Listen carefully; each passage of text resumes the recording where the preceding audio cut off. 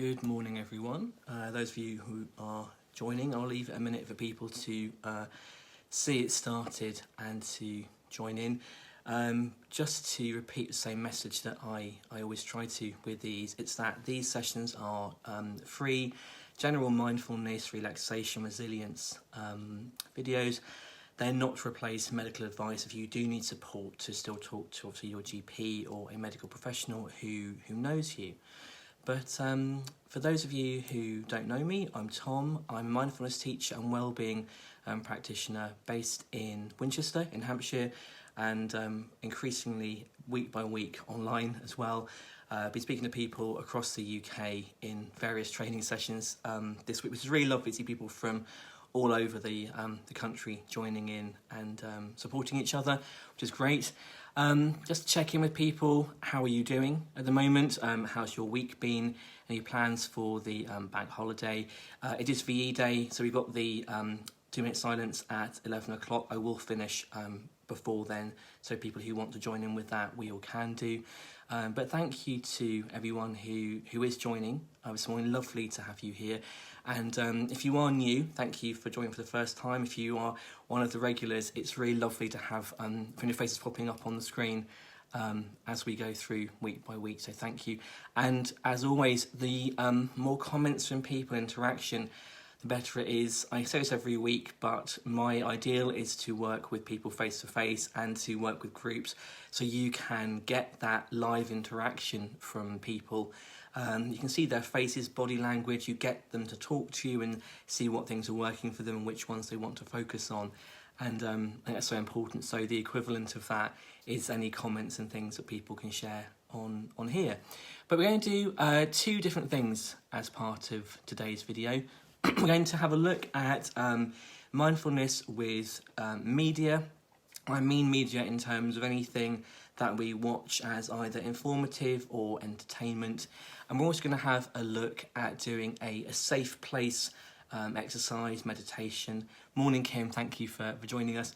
A safe place meditation that I used to use more with children and increasingly so with adults who, when I was using it with parents, they would say, oh, well, you know, I've been doing it with my child. I really seem to like this one. It's working for me. So it's a slightly tweaked version of that.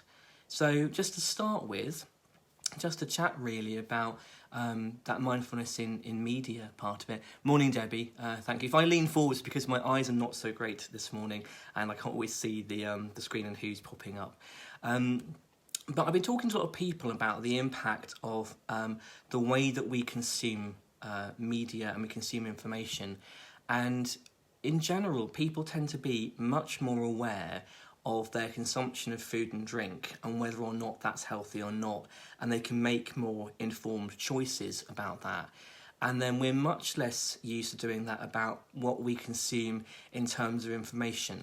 And we do consume media of some form throughout the day. That could be music, it could be TV, it could be podcasts, it could be news broadcasts, all sorts of things like that. And we tend to do these for a variety of reasons. It could be to do with wanting to get information and to learn something. It could be entertainment. It could just be we flicked on something because we're bored. But it's not always thought about the level of impact that can have in terms of producing anxiety and stress and worries and negative feelings as well.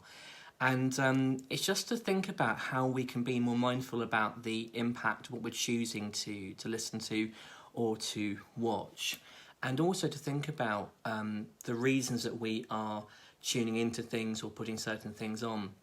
Are we tuning into a news broadcast, for example, because we want the latest information, or are we searching for articles online because we want to add more information and almost fuel our frustration and to prove a point? Are we going down a negative spiral sometimes in terms of, and I know a lot of people, including myself, can do this. We might get concerned by a piece of news and then we start to look for more and more new articles about that, just to think about whether or not it's true or not, and then we can get a bit overwhelmed by things like that.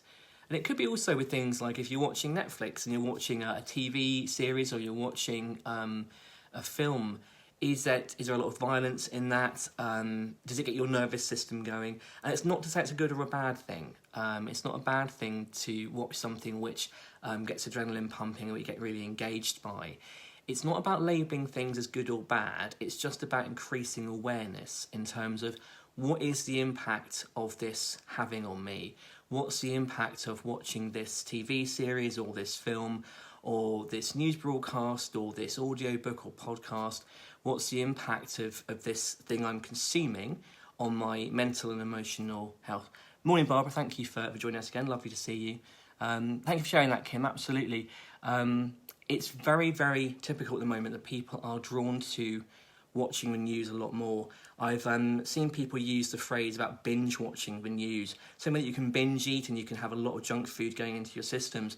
It's very easy right now to be constantly checking news apps or websites and things like that to try and stay on top of things and have maybe a sense of control about knowing what's going on. Hello, Marcus. Lovely to see you here this morning. Thank you for joining us. But also thinking about whether we need that much and if it's having a good impact on us. For most people who are finding the news anxiety-provoking at the moment, they are finding things like limiting their input by doing things like 20 minutes in the morning and 20 minutes in the evening, and that's all they'll consume, and that'll be it. It's all about what's right for you, but it's just about increasing that awareness of that so that we aren't just mindlessly going through the day consuming all this information in various forms and not being aware of the effect it has on us. If you can step back at certain moments and just go, okay, well, how am I feeling having watched that broadcast? How am I feeling after watching that film or that TV series? Is it the right time for me or the right thing for me at this point? There could be certain days when if somebody's got a high level of anxiety or is feeling a little bit down, that a certain TV show or film, which could be absolutely fine on a different day, may not be the best thing there. It's just checking in with yourselves on a sort of regular basis and thinking about how you are responding to that and hopefully finding the right things at the right time for yourselves. So that's the media thing I wanted to mention today because I think it's quite relevant at the moment, especially for this weekend perhaps. But the other thing I wanted to look at was this safe place technique. Now, this is something I originally started using in primary schools when I was a teacher and school leader in there. We used it with children from early years up to year 6. Since I've been working with my own wellbeing business, I've been doing this in secondary schools, in colleges, with one-to-one parents and children. And it's a really lovely meditation to do. If any one of you has worked with me, you may be familiar with the original technique, which is the treehouse meditation and mindfulness exercise, where I lead children and often parents, without them admitting it sometimes, through an exercise where the child is imagining this beautiful tree house which they can create in their imagination, and both the outside and inside are exactly what they need from a safe mental place to go to. And then when they're feeling vulnerable, if they haven't got a safe place physically they can go to, they can go mentally to that place instead. And I thought about this because I've had several parents recently who have been working with their children saying that they've been listening to a recording or been doing the exercise with their child and realising that they aren't just helping the child, they're actually doing the technique for themselves as well, and finding it quite relaxing at the moment and quite calming. So I thought I'd do a kind of a slightly different version of that today. So as always, join if you want to, whether you're watching this live this morning, whether you're watching it a bit later on, completely up to you obviously. But if you want to join in, I always encourage people to have a certain sort of posture, have feet flat on the floor, legs and arms uncrossed, and rather than slouching back, to have that upright posture, if that's comfortable for you, to show the intention you're going to be focusing on something. But just taking a moment now to pause on life for a little bit and to calm the system down. And then for the next few moments, just focusing on calming your mind by focusing our attention on our breathing. And just allowing your breathing to centre and relax you as you breathe in and as you breathe out. So taking possibly slower and more intentional breaths than you would normally throughout the day, just breathing in and breathing out. And focusing on those out breaths especially, those are the ones that really help to calm us down. So it's continuing to breathe slowly and peacefully.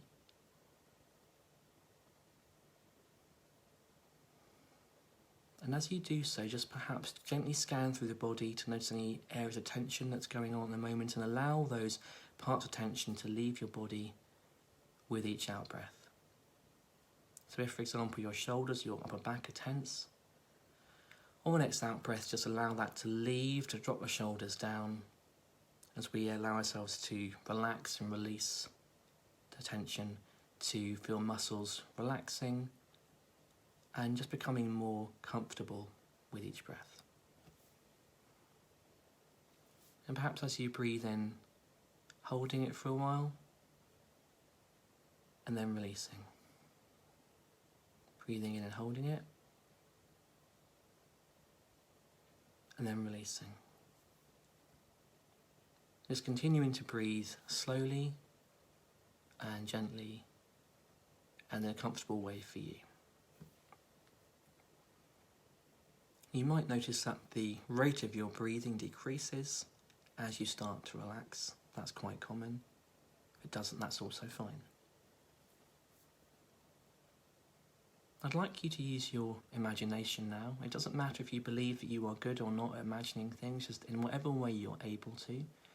Many people feel that we should all be able to picture things. Most of us can't. We have a sense of what's looking like in our minds, but not in great detail, and that's absolutely fine.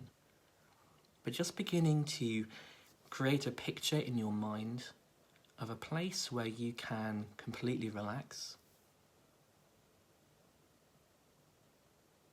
And just imagining what this place needs to be like in order for you to feel calm and safe and comfortable.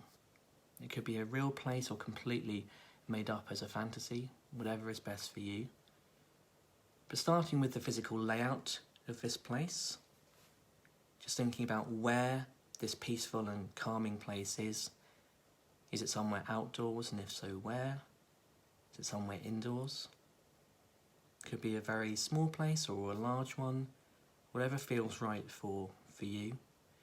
But just creating whatever way you can, do a mental image of that place.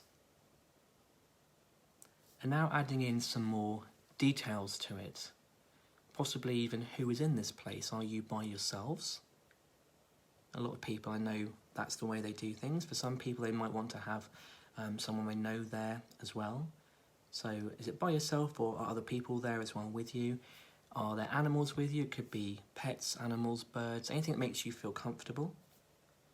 Just imagining what your place is like and who is there, if anybody.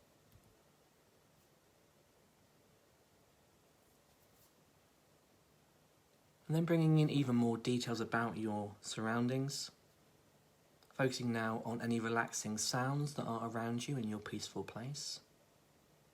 And the more detail we can bring in with things like this, the more this exercise works over time.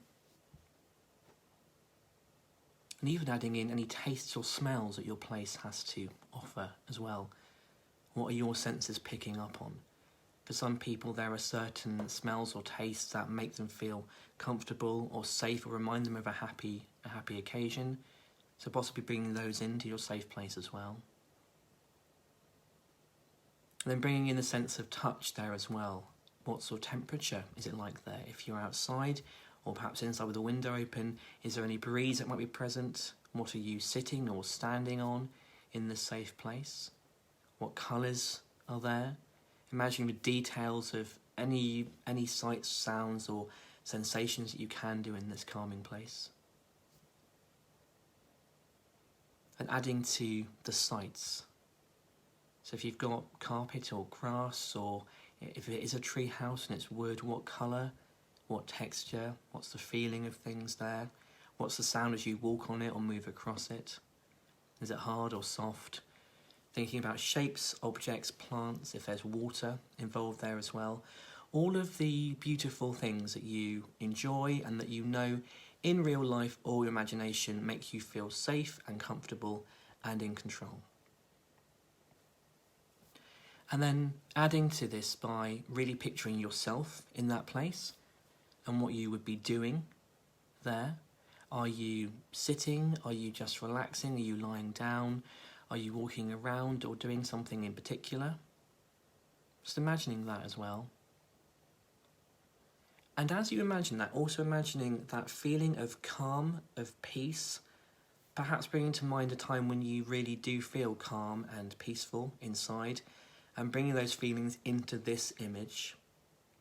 Whether you have no worries, no cares, no concerns, to make this a place where you can simply relax, rejuvenate, and enjoy just being yourself in that place.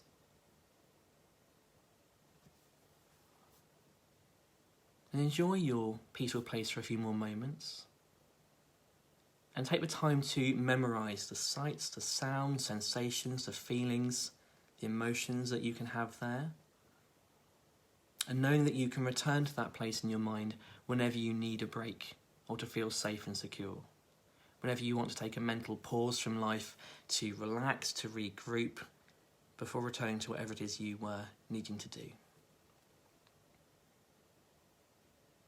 And in these last few moments of relaxation, just create a picture in your mind, this mental hook or anchor that you can return to the next time you need to take that quick relaxation break, a picture that will trigger your memories of being able to create this place in your imagination.